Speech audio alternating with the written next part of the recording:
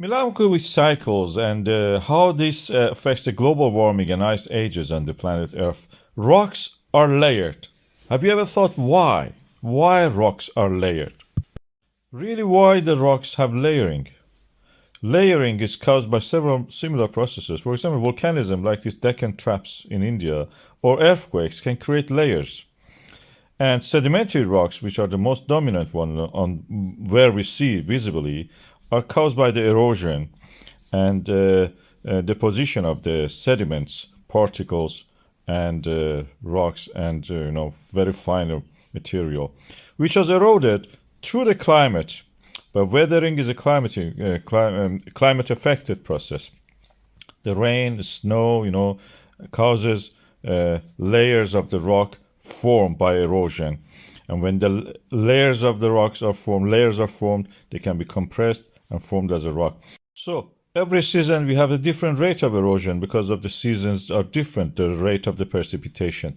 Seasons are created by the axis of the Earth being tilted in its orbit around the Sun, and the angle of the Sun on the Earth creates winter and summer in different parts, the northern hemisphere and southern hemisphere. And these are governed by something related to astronomy. That is the Earth orbit around the Sun.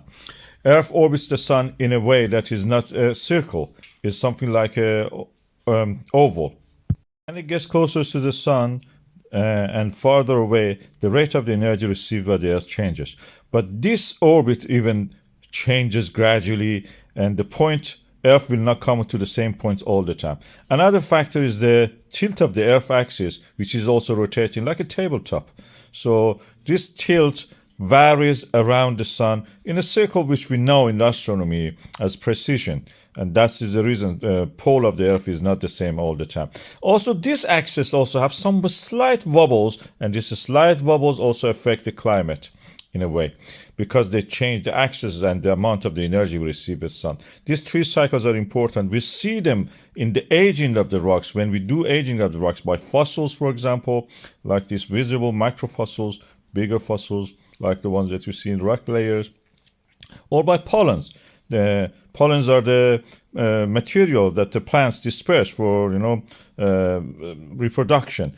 They are the toughest material. They survive, and we can age the rocks precisely. Because the reproduction of the plants and dispersion of the pollen are seasonal. In the spring, summer, and winter, they're different by that. And through that, we have discovered the ice ages on the planet Earth have a periodic cycles of 11,000, 22,000, 40,000, 90,000, or 100,000, and some bigger one, 400,000.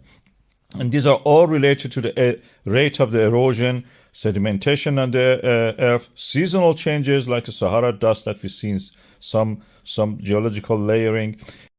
And the change in color can be just related to the admixture with this Saharan dust, and also other material that come into the sedimentation process and change the color of the rock. These cycles were originally discovered by this Serbian scientist, Milankovitch. He was sent into prison during the First World War because he was Serbian, and the Germans don't like Serbs. And we know that during the Serbian War in the 1990s, Germany was the first one who actually helped the disintegration and the mass murder of the Yugoslavian people. Germans have a guilt, not only for the Jews, against the Serbs also. And anyway, this Milankovitch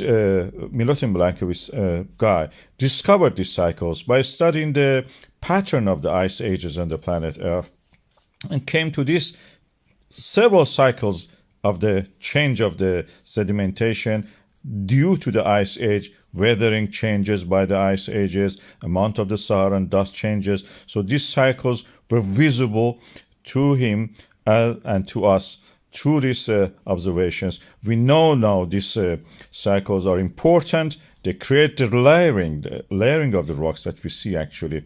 That is the reason the layers of the rock actually shape and form the way they are. Otherwise, all the rocks should look the same. If just one season to the next season, there should not be any change. The change happens because Milankovitch cycles change the rate of the erosion, and Saharan dust and other material admixture with them creates the rock layering.